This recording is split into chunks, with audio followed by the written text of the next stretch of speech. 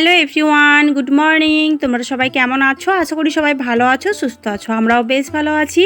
আমি টুম্পা, আমার নতুন একটা ব্লগে তোমাদের সবাইকে অনেক অনেক স্বাগত। ঘড়ির কাঁটায় এখন ঠিক সকাল 5:30, আর আজ হচ্ছে মঙ্গলবার। বড়দের অনেক অনেক প্রণাম, আর ছোটদের অনেকটা ভালোবাসা জানিয়ে আজকে ব্লগটা সকাল থেকেই শুরু করছি।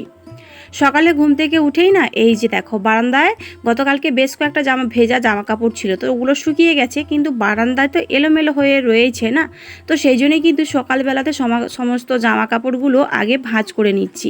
আর ওই যে বাবার বাড়িতে গিয়েছিলাম, এই যে শাড়ি, মেয়ের বেশ কয়েকটা জামা, সেগুলো কাচা দেওয়া হয়ে গেছে, কিন্তু এখনও ভাঁজ করে তোলা হয়নি। তো সেই জন্যই এখন ভাঁজ করে কোনো রকমভাবে রেখে দিচ্ছি। তো রাতের বেলা এগুলোকে ভাঁজ করে ভাবছি ট্যাঙ্কের মধ্যে তুলে রাখবো। এই যে ঘরের মধ্যে জিনিসপত্র এলোমেলো থাকলে পরে না মনে হয় যেন কোনো কাজই এগোচ্ছে না, সমস্ত কাজ যেন থেমে থেমেই রয়েছে। তো সেই জন্যই দেখো আগে জামা কাপড়গুলো ভাঁজ করে নিয়েছি, তারপরে কিন্তু এই যে আমার বেডরুমে চলে এসেছি। এখন বিছানাটা ভালো করে গুছিয়ে নেব। আর দেখবে বাসি বিছানা পড়ে থাকলে পরে না কোনো কাজই যেন এগোতেই চায় না, মনে হয় যেন সমস্ত কাজ কমপ্লিট করেও কমপ্লিট হলো না, আনকমপ্লিটই থেকে গেল, এটাই মনে হয়। তো যাই হোক, সেই জন্য আর বিছানা শুয়ে থাকার মতো তো কেউ নেই আমাদের বাড়িতে, যেহেতু মাম্মাম সোনা আজকে ভোর 4টে থেকে ঘুম থেকে উঠেছে জানো। তো সেই জন্যই আর কোনো অসুবিধাই হলো না। আমি কিন্তু আগে বিছানাটাই তুলে নিচ্ছি, এরপরে ঘর ঝাড় দেওয়া, উঠোন ঝাড় দেওয়া, রান্নাঘর ঝাড় দেওয়া সব কিছুই করবো। আর মামা সোনা সকাল থেকে ঘুম থেকে উঠেছে, আমারও সেই ভোর 4টে থেকেই ঘুমটা ভেঙে গেছে। তো চলো ব্লগটা কন্টিনিউ করতে থাকো, আশা করছি আজকে ব্লগটা তোমাদের একটু হলেও ভালো লাগবে। ফাইনালি দেখো কলপাড়ে চলে এসেছি। এখন বাসি থালা বাসনগুলো মেজে ধুয়ে পরিষ্কার করে নেব। আর আমি না বসে বসে ছোলা খাচ্ছি, ব্রাশ করে নিয়েছিলাম, তো একটু কাঁচা ছোলা ভিজিয়েছিলাম, ছোলা খাচ্ছিলাম ওই মুখে করে একটু নিয়ে, আর তারপরেই কিন্তু বাসন মাজতে চলে এসেছি। আমার না এই সকালবেলাতে কাঁচা ছোলা খেতে ভীষণ ভালো লাগে। যাই হোক, এখন বাসনগুলো মেজে নেব। ওই যে হয় না, আমাদের মতো প্রত্যেকটা হাউস ওয়াইফ যারা রয়েছি আমরা, তো আমাদের কিন্তু ওই ভোর 5টা থেকে রাত 11টার পর্যন্ত আর কি ঘড়ির কাঁটার সঙ্গে আর হাঁড়ি কড়াই গ্লাস সব কিছুর সঙ্গেই কিন্তু ওই যে একেবারেই যুদ্ধ করে সংসারের কাজবাজগুলো গোছাতে হয়। আর এই যে ভোর 5টা থেকে রাত 11টা পর্যন্ত ঘড়ির কাঁটার সঙ্গে যুদ্ধ করেই কাজ করি বলেই কিন্তু সময়ের সাথে তাল মিলিয়ে কাজটা করতে পারি বলেই কিন্তু নিজের জন্য 1 ঘন্টা হলেও সময়টা বের করতে পারি।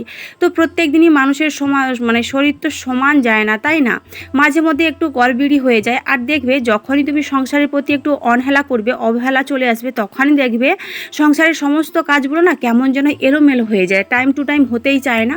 তো সেটাই হচ্ছে ব্যাপার।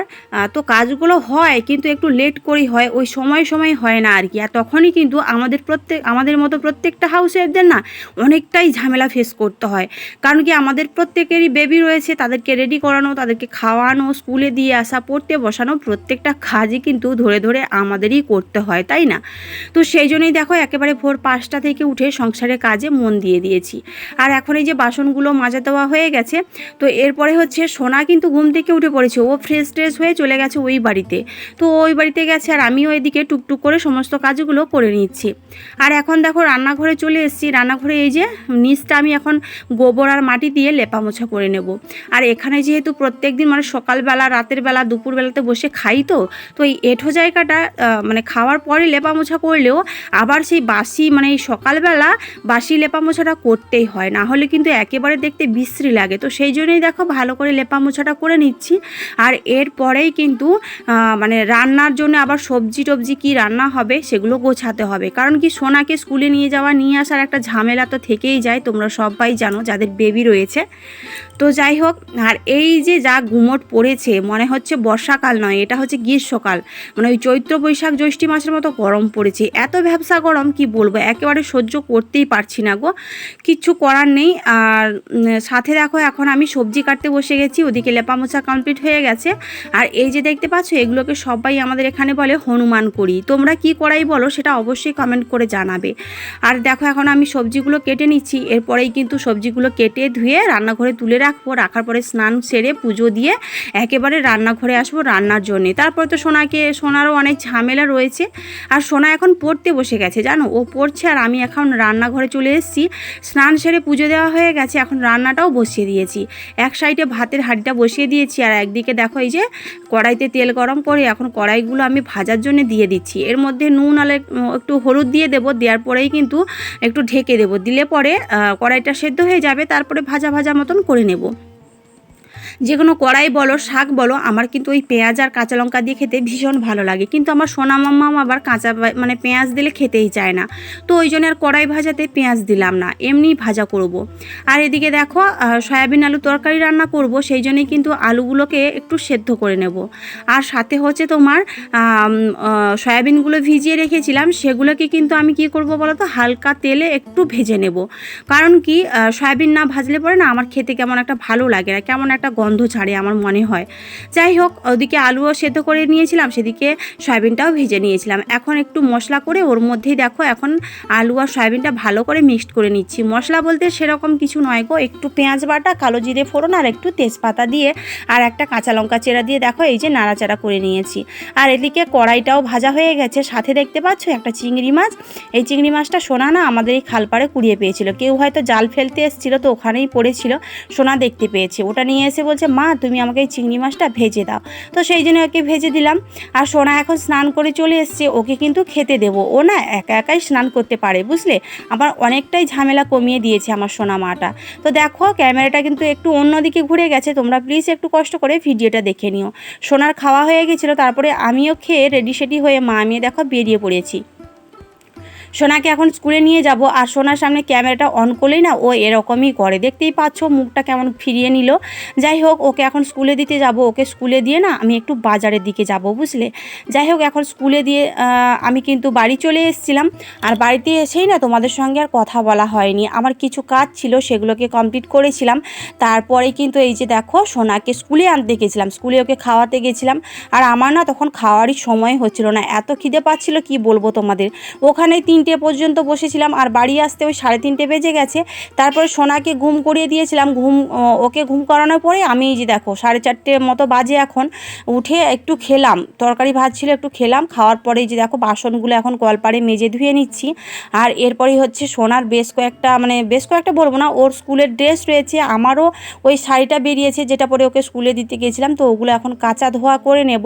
আর তোমাদের দাদাভাইও ভালো রয়েছে জানো, ডিউটি থেকে এখন রুমে গেছে, ও এখন রেস্ট করবে, তারপরে আবার সন্ধ্যে 6টার সময় ডিউটিতে যাবে। যাই হোক, তোমাদের দাদাভাইয়ের সঙ্গে সারাদিনে অনেকবারই কথা হয়, এটাই যে একবার কথা হয় সেটা না, অনেকবারই কথা হয়। এদিকে দেখো জামা কাপড়গুলো কেচে নিয়েছি সার্ফ জলে, আর এখন এই যে দেখো মিলে দিচ্ছি। এখন তো অনেকটাই সন্ধে হতে বাকি রয়েছে, অনেকটাই বেলা রয়েছে, ওই জন্যই কেচে ধুয়ে মিলে দিচ্ছি, অনেকটাই শুকিয়ে যাবে জামা কাপড়গুলো। আর সোনার স্কুলের ড্রেস না আমাকে প্রত্যেক দিনই পরিষ্কার করতে হয়, না হলে না আমার বাচ্চাকে ওই নোংরা ড্রেস পরিয়ে স্কুলে পাঠাতে একদম ভালো লাগে না। যাই হোক, এদিকে দেখো বিকেলবেলা টাইম কলে জলটা আমি ধরে নিচ্ছি, কারণ রান্নার তো জলটা লেগেই থাকে, আবার মাঝে মধ্যে যদি কলে জল না আসে তখন আবার ঝামেলায় পড়ে যেতে হবে, তাই না। তো তোমাদের বলছিলাম না সোনাকে স্কুলে দিয়ে আমি একটু বাজারে গেছিলাম। হ্যাঁ, বাজারে গেছিলাম, যে দেখো অনেক কিছু মানে ওই মুদিখানা থেকে বাজার করে এনেছি, চাউমিন এনেছি, বিস্কিট এনেছি, আর তোমার 2টো সুজি প্যাকেট এনেছি, সর্ষের তেল এনেছি, একটা বাজাজ তেল এনেছি। আমি না আনম্যারের থেকে বাজাজ তেলটা ইউজ করি, তো সেই জন্য এখনও পর্যন্তই করি, তো ভালো লাগে এই তেলটা আমার।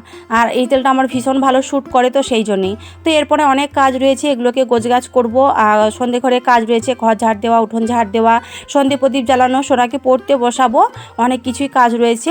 আর ফাইনালি ফোনেও অনেকটা কাজ রয়েছে জানো, শরীর না আর চলছে না গো, ভীষণ অবসন্ন লাগছে, মনে হচ্ছে একটু ঘুমিয়ে পড়লে পরে অনেকটাই ভালো হতো আর কি।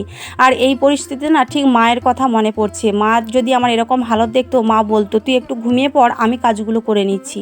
সত্যি মাকে যে কতটা মিস করি আর কি, সেটা বলে বোঝাতে পারবো না তোমাদের। আমরা প্রত্যেক মেয়েরাই কিন্তু মায়েদের ভীষণ মিস করি, তাই না বন্ধুরা। যাই হোক, তোমরা কিন্তু ভিডিওতে অনেক ভালোবাসা দিচ্ছ, অনেক ভালো কমেন্ট করছো, ভীষণ ভালো লাগছে। এইভাবে আমার পাশে থেকেও আমাকে সাপোর্ট করো, যাতে তোমাদের সাপোর্ট আর ভালোবাসায় আমি আমার লক্ষ্যে পৌঁছতে পারি। চলো, রাতের খাবার বসে দিয়েছি সুজি, এদিকে সুজিতে জল দিয়ে দিয়েছি। আর আজকে ব্লগটা কিন্তু এখানেই শেষ করছি।